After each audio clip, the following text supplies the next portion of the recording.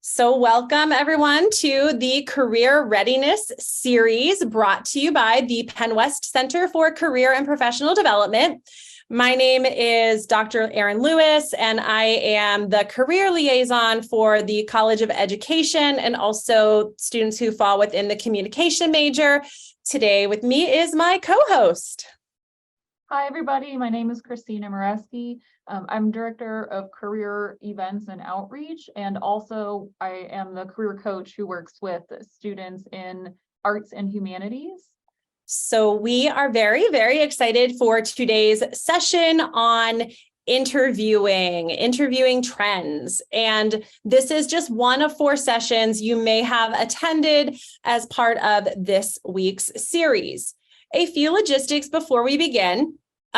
Currently, you should see a QR code from Handshake. Alicia, if you can slide us to the next. Sure. Perfect. There we go. So this is the check-in to confirm your attendance at this event. This is especially important if you are earning credit for a class. This session is being recorded, and those recordings will be shared with students who registered in Handshake. We will also lock the session shortly, which we may not do because we're still waiting on our second speaker. So if you do have to leave, you may not be able to rejoin depending on when our second speaker arrives. So you can answer the presenters or ask your own questions by unmuting yourself or using the chat feature. Cameras can be turned on or off depending on your preference.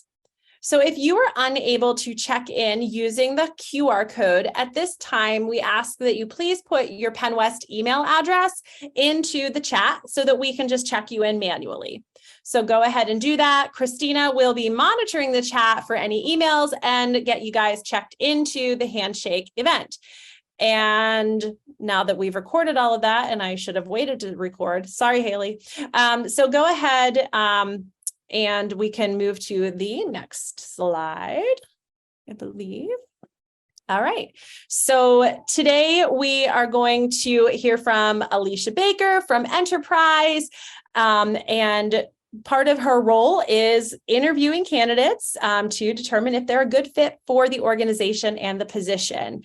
So Alicia, I'll go ahead and pass it over to you. All right. Thank you so much, Dr. Lewis. So as she said, my name is Alicia Baker, and I am the Group Talent Acquisition Manager for Enterprise, overseeing all of our hiring in Western Pennsylvania.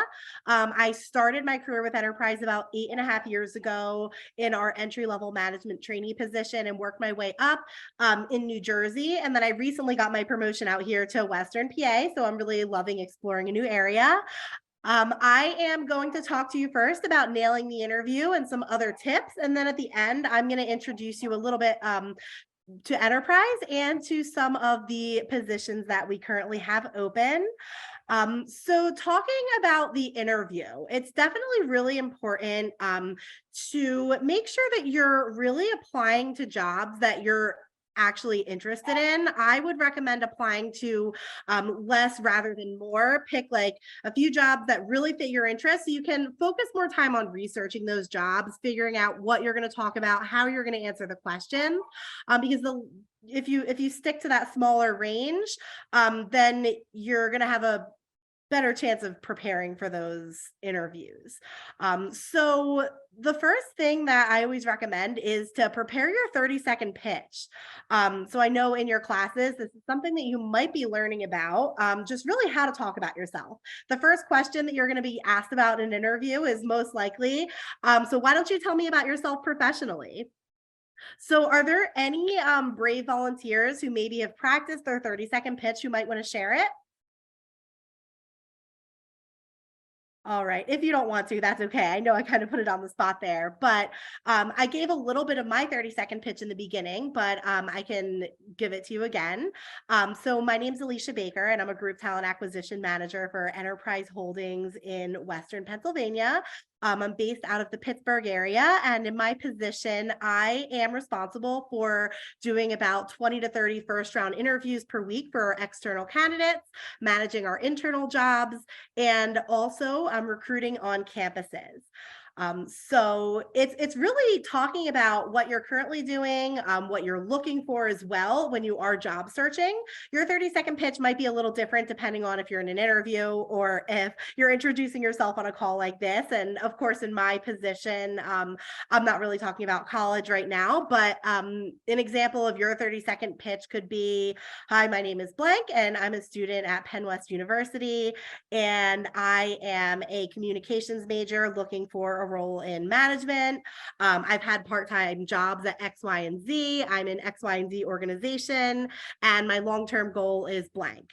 So you can state really exactly what you're looking for, what types of organizations that you're in that are relevant to that position, and also what jobs you've had that are relevant.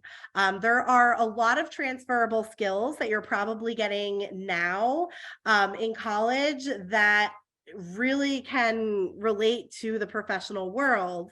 And that brings me to the next topic, which is the STAR method. So a lot of you have probably heard of this. This is the way that most companies are interviewing people, behavioral interviewing, which means that we're looking for stories of examples that you've had before. So the STAR method stands for situation, task, action, and result. So just making sure that when you're answering a question from a recruiter, you are, doing that whole entire STAR. So that's what they're going to be looking for. I have 2 questions listed below that are pretty general questions. I feel like a lot of jobs do have customer service as one of their competencies. I know at Enterprise, that's what we look for. I also put professional goal because, of course, setting a professional goal can be relevant to any position. So when you're asked a question about customer service, you're not going to want to say something like, I'm great at customer service because I have such a friendly personality. You're going to want to answer that question with a story. So you could say, I worked at Sheetz, and one time there was a customer who was really upset because their food was cold. So what I was able to do in that situation was quickly expedite a new order for them. Plus, I gave them a coupon for next time so that they would be satisfied and want to come back. So that's the type of behavioral answer that an employer is really going to be looking for. That situation, task, action, and then the end result, was the customer happy leaving, or did you achieve your goal if it's something related to a professional goal. So the do's and don'ts of interviewing, and some of these apply to in-person, virtual, or pre-recorded. I did want to talk about that because I know that there are more and more companies popping up that are doing these pre-recorded interviews. So with the pre-recorded interview, I would say a really important thing that you can do is practice your answers and what you want to say, because I know that a lot of them only let you record once or twice. So if you make a mistake, you really don't have a lot of leeway to change what you wanted to say.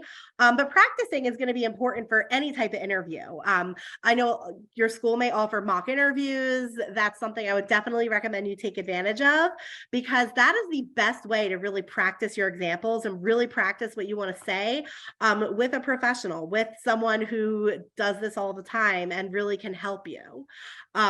Arrive or log in early. If it is virtual, make sure you download the software as well to avoid any technological difficulties.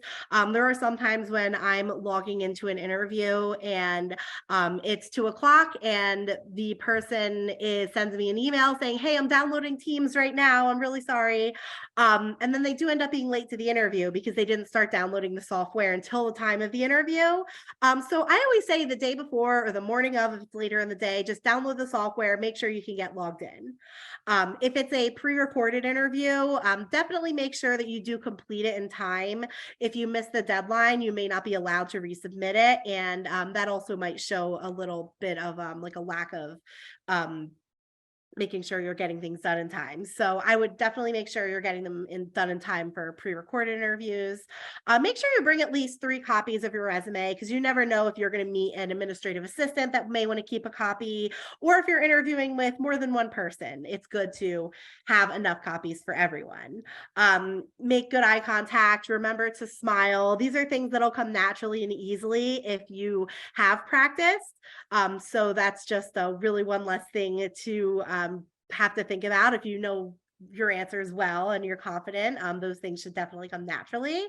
Accentuate the positive and stick to professional examples. So with accentuating the positive, what I mean is if you're asked about a customer service example or a goal, you're going to want to make sure that you use an example from when the customer left happy, not when the customer left still angry. I know sometimes in real life that does happen, but you want to make sure you do use a positive example for that.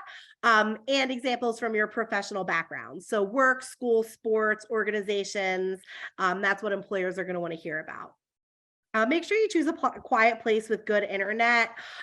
We completely understand that sometimes there are things that are out of your control, but everything that you can control is going to be really important to make sure that you are in a nice place where you can really focus and there's not a lot of background noise. So make sure you don't arrive right on time or late. That definitely shows lack of attention to detail on the timing. When I say don't talk too much, what I mean by that is it's another thing that really goes into practicing. You don't want any of your answers to be more than like a minute and a half long. So in order to get that sweet spot for that answer, you're definitely going to want to practice and make sure that you don't ramble so you know really exactly what you're talking about. If you have a cell phone with you when you go into the interview, just make sure it's on do not disturb so the sound of the vibrating or sound of ringing doesn't distract you. And don't assume that anyone you meet is unimportant. If this is an in-person interview, you're probably going to want to introduce yourself to everyone you see just because you never know who that might be. It could be the general manager of that region. So really important to make sure that you are introducing yourself to everyone. And after the interview, be prepared with questions and be prepared with some really creative and good questions. I always like to say, do some research about the company, find out what some of their goals are, not just for like the corporate environment, but also what they're doing in the community. I always like when people look me up on LinkedIn and they say, hey, I saw that you started in the same position that I'm interviewing for. Tell me about your experience. If they see me on LinkedIn, that really shows that they've done their research and they really did the pre-work they were supposed to for the interview.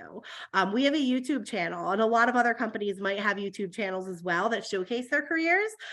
So check that out. And that's a great, quick, easy way to get some information. Asking questions that kind of prove you did your research, those ones always stand out to me as a recruiter. It's definitely okay to ask for the next step in the interview process if they don't tell you. So just ask when you can expect to hear back.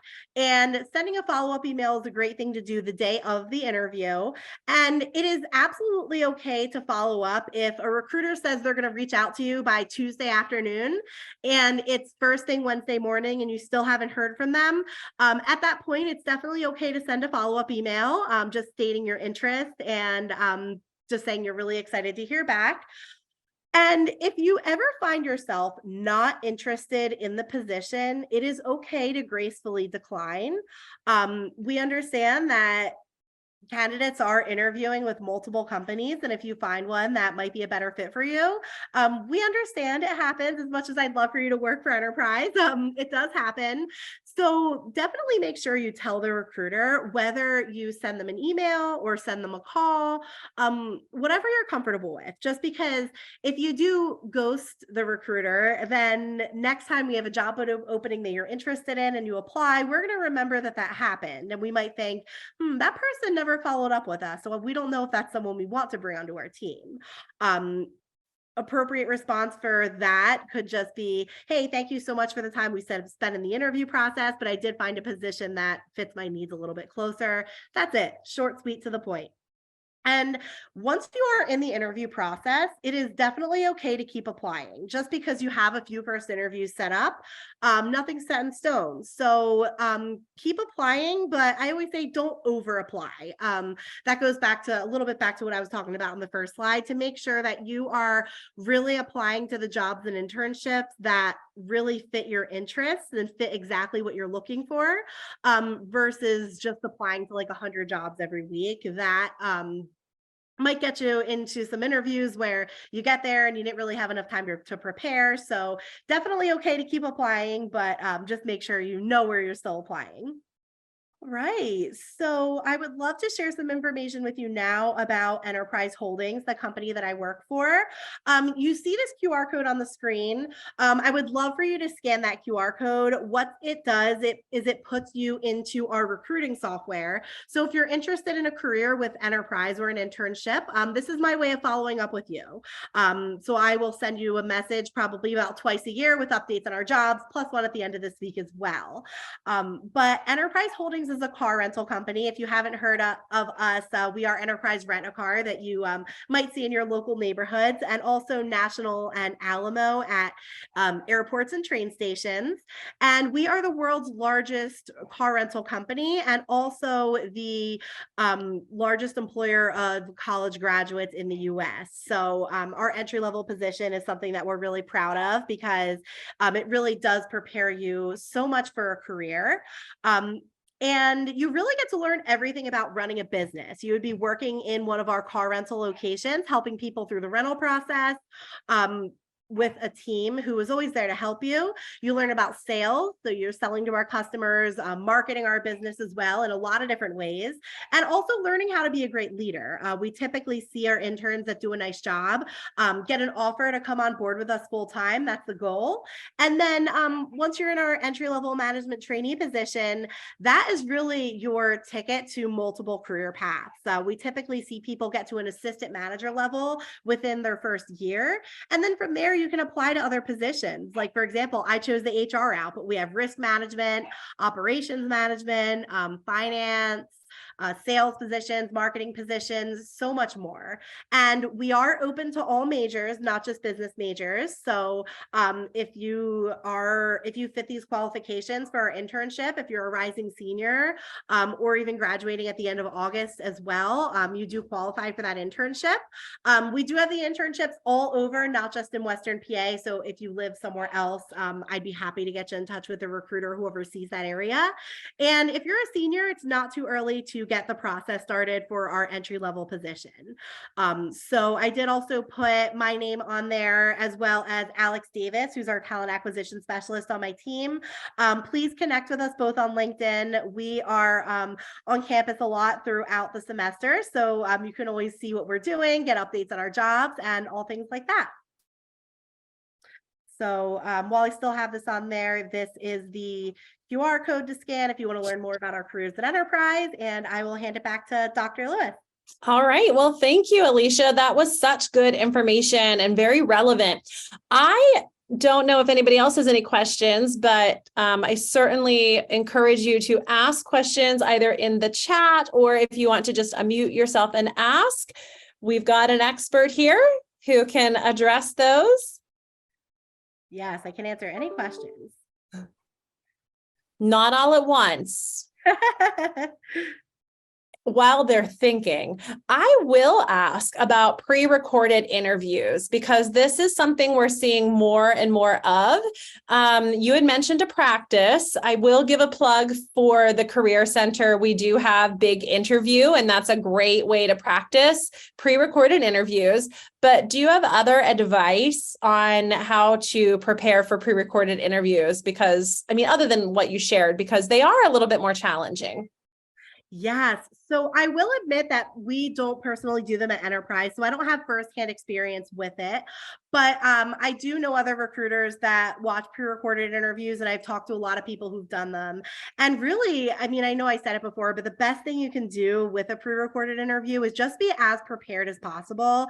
Because if you log in and you see, oh, wow, I can only do this one time, you're really going to want to make sure that that one time that you're able to do it is perfect, because this is your first or their first impression of you. And this really goes for virtual and pre-recorded, but just make sure that you have a nice background, whether it's something that's blurred or a virtual background, and make sure that you are still dressed professionally, at least on the top. We got to love the Zoom mullet, right? Business on the top, questionable on the bottom. So go ahead. Do you know many employers that like make their candidates stand up so they can address the full outfit? I've had a couple of candidates tell me that they've experienced that. So I'm just curious if you've heard anything from the employer perspective. I have never heard of that. And as an employer, I don't think I would ask someone to do that. I know, right? I thought that was really interesting. I was like, oh boy. Yeah, because I feel like even like there's certain days that I work from home and I'm wearing pajama pants, I'll admit it. I appreciate that. I appreciate that. Has that helped to inspire or spark some questions from our participant guests? Anyone want to ask something? You can, if you don't want to put it publicly in the chat, you can also direct message Christina. So, we won't share who it came from. I promise, if that makes you feel more comfortable. That is just such good information. How do we feel about the space Zoom background, or maybe something a little crazy? Should it be a little bit more conservative? I always go with conservative is best. So you never, I mean, personally for me, I would be fine with any background that looks normal, but you never know how another company or recruiter may feel.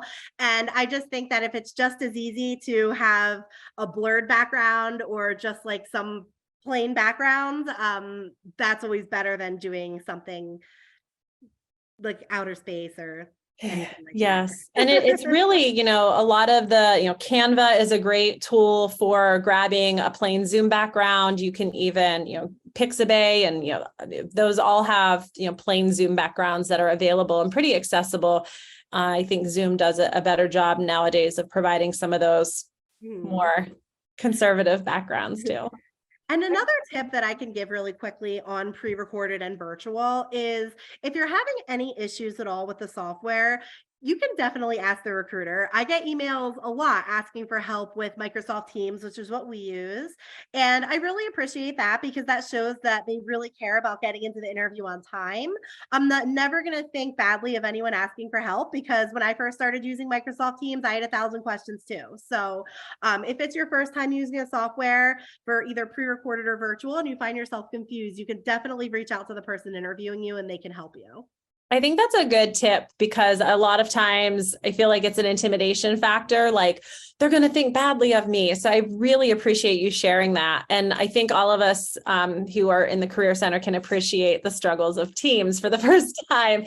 Any of those new softwares and technologies can be a challenge, which is why I do firmly believe that practicing with using something like Big Interview is great for you. If you're a Penn West student to try, because you have to kind of go through that same process and it gives you an opportunity to practice it in a very safe environment. So I can't say enough good things about using that option. Anything come in, Christina, for questions? I do have one question. When and how do you talk about salary or like the pay during the interview process? Yeah, so it is definitely okay to ask about pay in the first interview because employers understand that you are there for a job to get paid. So that's totally okay to ask about if it's something that's not listed in the posting. But I would always recommend asking about it after you've asked your other questions. So ask your other questions first to show truly how interested you are in the position. And after those questions are answered, if it's definitely a job that you're interested in moving forward with, you can definitely ask about the pay and just say, hey, Alicia, I was really just wondering what the compensation for the position was and a little bit about the benefits and paid time off. You can really just ask it like that, and definitely okay to ask about that. Any other questions? All right. Well, I definitely appreciate your time today, Alicia, and your knowledge and sharing all of this with our participants. I will go ahead and end our recording.